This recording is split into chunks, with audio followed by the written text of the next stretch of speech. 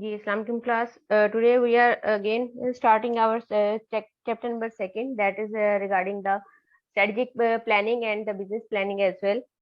So we were discussing the strategic business planning. So we have already covered the SWOT analysis and initially mission statement designing, and today we are going to start the next part of that business planning process, that is goal formulation. So basically goal जो है formulate करने के लिए कुछ certain जो है specific factors हमें अपने माइंड में रखनी है कि गोल जो है बेसिकली गोल होता क्या है, देन इसको जो है किस तरह का गोल जो है बिजनेस के अंदर या कॉर्पोरेशन के अंदर हम लोग डिजाइन करते हैं. सो बेसिकली गोल जो है हमारे टारगेटेड ऑब्जेक्टिव्स होते हैं या हमारे जो है इस तरह के मोटिव्स होते हैं, पर्पस होते हैं जिसको हमने अचीव करना होता है, टारगेट्स होते हैं जो हम खुद के लिए डिजाइन करते हैं. सो शॉर्ट टर्म ओरिएंटेड होते हैं जो अल्टीमेटली हमारे कॉर्पोरेट मिशन को जो है वो कह लें कि पॉसिबल बनाते हैं या जो है वो लीड करते हैं हमारे विजन की तरफ. सो गोल जो है इसको रीड कर लेते हैं, देन इसको एक्सप्लेन करती हूँ. आफ्टर कंप्लीटिंग अ स्वॉट एनालिसिस जो हम प्रीवियस से कवर कर चुके हैं, the firm can proceed to goal formulation where by it develop specific goals for the planning period. Goals are objectives that are specific with respect to magnitude and time, and managing these objectives effectively requires these four criteria to be met. So basically स्वॉट analysis में हमने क्या देखा था कि हम लोग strength देखते हैं अपने बिजनेस की, अपने बिजनेसेस की वीकनेसेस देखते हैं, इसकी अपॉर्चुनिटीज एंड थ्रेट्स को देखते हैं. तो हमारा जो टारगेट होता है वो अपॉर्चुनिटीज जो है उसको टारगेट आउट करना हमारा मकसद होता है, और साथ के साथ अपनी वीकनेसेस को और अपने थ्रेट्स को कंट्रोल करना होता है. तो इसको कंट्रोल करने के लिए या फर्दरली अपनी वीकनेसेस को स्ट्रेंथ में कन्वर्ट करने के लिए, ताकि आप अपनी अपॉर्चुनिटीज को अवेल कर सकें, आप कुछ फर्म के या डिपार्टमेंटल लेवल पे या कॉर्पोरेट लेवल पे कुछ गोल सेट करते हैं, अपने लिए कुछ टारगेट सेट करते हैं. सो बेसिकली उन टारगेट्स को जो है फाइनली फिर हम लोग जो है वो डिफरेंट स्ट्रेटजीज के थ्रू अचीव करते हैं. तो यही गोल्स हैं वो, क्योंकि हमारे स्पेसिफिक एक हमारा एम होता है जिसको अचीव करने के लिए हम लोग गोल बनाते हैं. तो ये जो है जनरली स्पेसिफिक होते हैं और एक स्पेसिफिक टाइम पीरियड के लिए होते हैं. फॉर एग्जाम्पल, अगर आप एक नई नई प्रोडक्ट लॉन्च कर रहे हैं, उस प्रोडक्ट को आपने सक्सेसफुल करना है मार्केट के अंदर या उसको चलाना है मार्केट के अंदर, तो ये आपका एक शॉर्ट टर्म ओरिएंटेड और स्पेसिफिक सा गोल है. तो गोल जो है स्पेसिफिकली स्पेसिफिक होते हैं और टाइम पीरियड वाइज जो है ये शॉर्ट टर्म ओरिएंटेड होते हैं, एक स्पेसिफिक टाइम पीरियड के लिए होते हैं. जैसे ही एक गोल अचीव हो जाता है आप नेक्स्ट गोल की तरफ जाते हैं. तो बेसिकली एक स्टेप बाय स्टेप प्रोसेस होता है जो अल्टीमेटली आपके मिशन को या बिजनेस के जो भी ऑब्जेक्टिव्स है उसको अचीव करने के लिए हेल्पफुल होता है.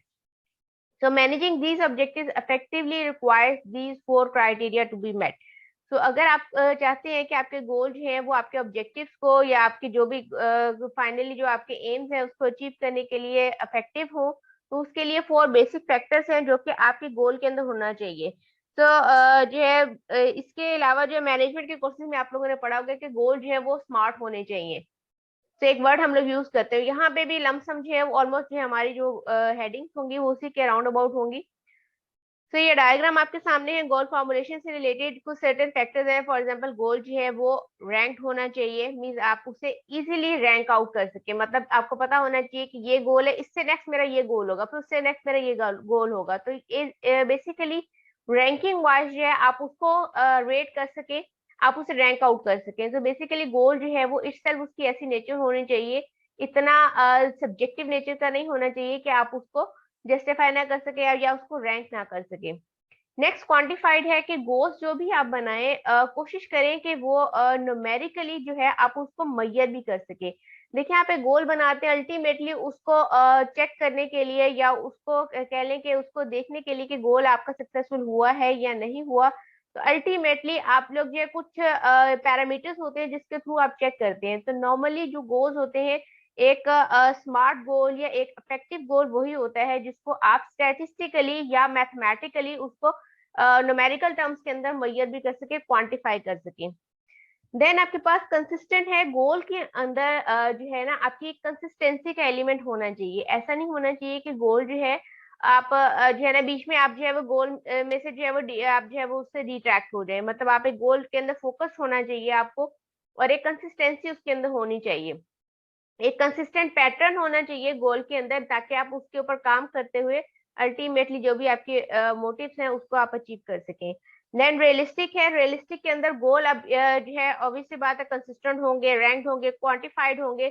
अब ऐसा होता है नॉर्मली हमारा प्रैक्टिकली एग्जांपल के अंदर ऐसा होता है कि हम लोग गोल्स गोल्स अपने लिए या टारगेट्स तो बहुत ज्यादा हाई लेवल के जो है हम लोग डिजाइन कर लेते हैं, लेकिन रियलिस्टिकली जो है उनको मीट करना जो है वो हमारे लिए चैलेंजिंग हो जाता है, या सरकमस्टांसेस ऐसे नहीं होते, या हमारे पास जो है फाइनेंशियल ऐसे रिसोर्सेस नहीं होते हैं, या मैन पावर ऐसी नहीं होती है, टेक्नोलॉजी ऐसी नहीं होती है।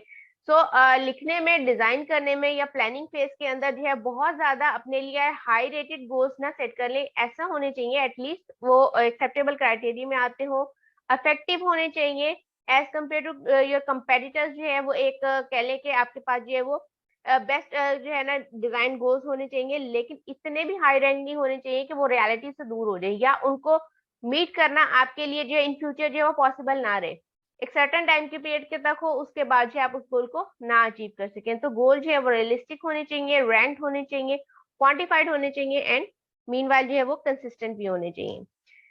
सो नेक्स्ट है स्ट्रेटजीज है।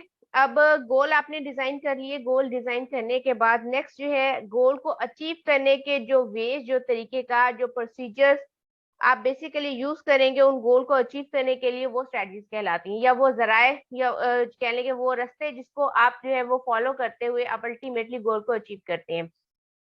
सो ओवरऑल कैटेगराइज जो है इनको थ्री कैटेगरी में जो है इनको डिवाइड किया गया है। सो गोल्स के हैं उसके अचीव करने के लिए कुछ स्ट्रेटजीज होती हैं जिसको आप यूज करते हैं। सो डिफरेंट बिजनेसेस जो है वो डिफरेंट तरह की स्ट्रेटजीज यूज करते हैं। फॉर एग्जांपल कुछ बिजनेसेस हैं वो जो है वो डिफरेंशिएशन की पॉलिसी पे फॉलो जो है वो कह लें कि वो इम्प्लीमेंट करते हैं अपनी ऑर्गेनाइजेशन में, उस पे काम करते हैं। मीन्स वो जो है मतलब ऐसी प्रोडक्ट बनाएंगे या प्रोडक्ट के अंदर कोई ऐसा पार्ट, कोई ऐसा फीचर, कोई ऐसा इंग्रेडिएंट डाल देंगे जो आपको कंपेटिटर की प्रोडक्ट से डिफरेंशिएट करता है, और जिसकी वजह से आपकी प्रोडक्ट जो है वो मार्केट के अंदर सक्सेसफुल है। और आपका वो ही एक सिंगल डिफरेंशिएशन पॉइंट है जिसकी वजह से आप दूसरों से डिफरेंशिएट होते हैं, मार्केट के अंदर जो है आपकी प्रोडक्ट जो है वो सेल होती है। तो इस तरह के बहुत सारे सर्टेन फीचर्स होते हैं जो डिफरेंट प्रोडक्ट्स या डिफरेंट कंपनीज जो है उसको टारगेट करती हैं, और फिर उसको अपना डिफरेंशिएशन या जिसे आप यूनिक सेलिंग पॉइंट कहते हैं, ऐसा पॉइंट जो है वो बनाती हैं, उसके ऊपर जो है वो इम्प्लीमेंटेशन करती हैं। ऐसे ही आपके पास कॉस्ट लीडरशिप है। कुछ फर्म्स जो है वो फर्म्स के जो है वो ऐसी प्रोडक्ट बनाती हैं जो कि जो है ना ओवरऑल जो है वो कह लें कि मैस लेवल पे जो है वो सिमिलर प्रोडक्ट्स ही लगती हैं मार्केट के अंदर, लेकिन वो उसकी प्रोडक्शन के अंदर जो है ना ऐसे डिफरेंशिएशन पॉइंट रख देती है। मीन वो कॉस्ट के ऊपर काम करती हैं, या कॉस्ट को जितना मैक्सिमम से मैक्सिमम मिनिमाइज कर सकती हैं वो उसके ऊपर वर्किंग करती हैं। तो हमारे पास जो है ओवरऑल जो है या तो कोई फर्म जो है वो कॉस्ट लीडरशिप पे काम कर रही होगी, या फिर वो डिफरेंशिएशन की स्ट्रेटजी यूज कर रही होती है, या फिर वो फोकस स्ट्रेटजी यूज कर रही होती है। तो वन बाय वन इसको डिस्कस करते जाते हैं। इनिशियली इसको डिस्कस कर लेते हैं। Goals indicate what a business unit wants to achieve and a strategy is a game plan for getting there. तो ओवरऑल जैसे मैंने पहले बताया है कि गोल्स जो है वो आपके ओवरऑल आपके ऑब्जेक्टिव्स को डिपेक्ट करते हैं, या बिजनेस जो है वो क्या अचीव करना चाह रहा है, बिजनेस के टारगेट्स क्या है, इन फ्यूचर बिजनेस क्या करेगा। तो बेसिकली गोल्स जो है वो एक कह लें कि एक स्टेटेड है आपके लिए जो है एक कह लें कि टारगेट्स होते हैं कि जिसको आपने अचीव करना है। अब उसको अचीव जिस तरह से करना है वो बेसिकली, या किस किस तरह से आप उसको अचीव कर सकते हैं, वो आपकी स्ट्रेटजीज कहलाती हैं, या वो वेज कहलाते हैं, या गेम प्लान आपके कहलाते हैं। तो first one is the cost leadership. Cost leadership जो है इसके अंदर जो है आपके पास जो है ऐसी फर्म्स होती हैं जो कि जो है ना डिफरेंट वेज को यूज करते हुए आपकी जो प्रोडक्शन कॉस्ट होती है, या इनिशियली प्रोडक्ट को बनाने पे जो भी लागत आती है, उसको जिस हद तक हो सकता है वो मिनिमाइज करने की ट्राई करती है। उससे होता ये है कि आपकी जो फॉर एग्जाम्पल अगर आपके एक प्रोडक्ट जो है वो बनाने के ऊपर उसकी कॉस्ट जो है वो 10 रुपीज आ रही है, और आप उसी प्रोडक्ट को जो है 12 रुपए की सेल कर रहे हैं, अगर उसी प्रोडक्ट को आप इस तरीके से उसकी कॉस्ट को रिड्यूस कर दे कि वही प्रोडक्ट जो है वो आपको 8 रुपीज के अंदर जो है वो एक पर यूनिट आपको पड़ना स्टार्ट हो जाए, और फिर आप उसको 12 रुपए की सेल करें, तो इट मीन आपका 2 रुपीज का मजीद मार्जिन जो है वो इंक्रीज हो गया। पहले आप 2 रुपए पर प्रोडक्ट पर यूनिट कमा रहे थे, अब आप 4 रुपए पर प्रोडक्ट या पर यूनिट कमा रहे हैं। तो इसी तरीके से आपका जो ये जो गैप है प्रोडक्शन कॉस्ट का और सेलिंग प्राइस का, ये बेसिकली जो है वो आपको कह लें कि आपको लीडरशिप लीडर बनाता है मार्केट के अंदर as a cost leadership strategy को फॉलो करते हुए। तो फर्म्स जो है वो जनरली कुछ तरीके कार यूज करती हैं जिसके थ्रू वो मार्केट के अंदर लीड करती हैं।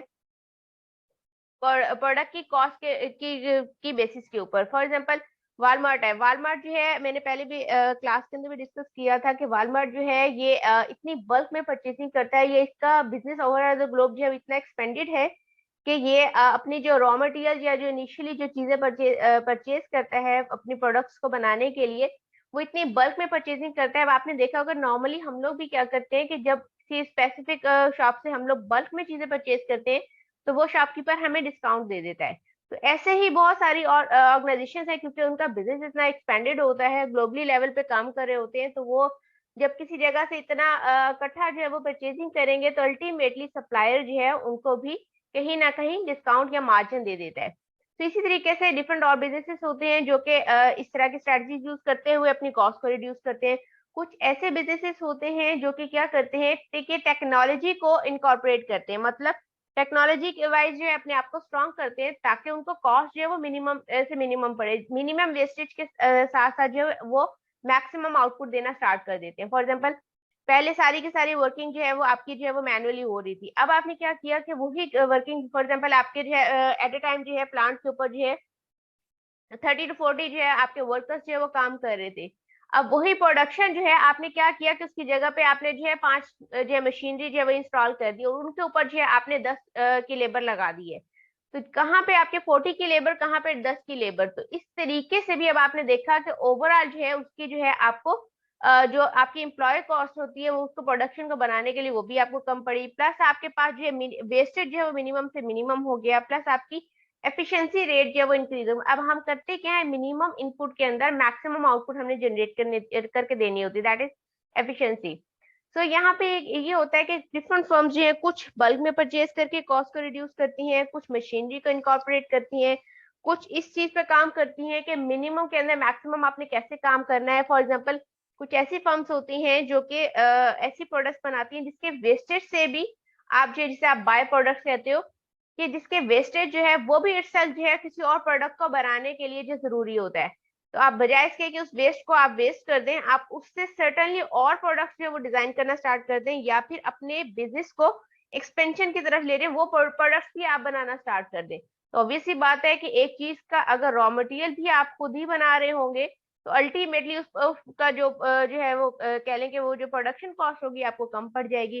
तो इस तरह से डिफरेंट स्ट्रेटजीज होती हैं जिसके थ्रू आप अपनी कॉस्ट को मिनिमाइज से मिनिमाइज करते हैं ताकि आप प्रोडक्ट की जो ओवरऑल प्राइस होती है मार्केट के अंदर जिस प्राइस पे उसे मार्केट में सेल होना है उसको भी कम कर सकें।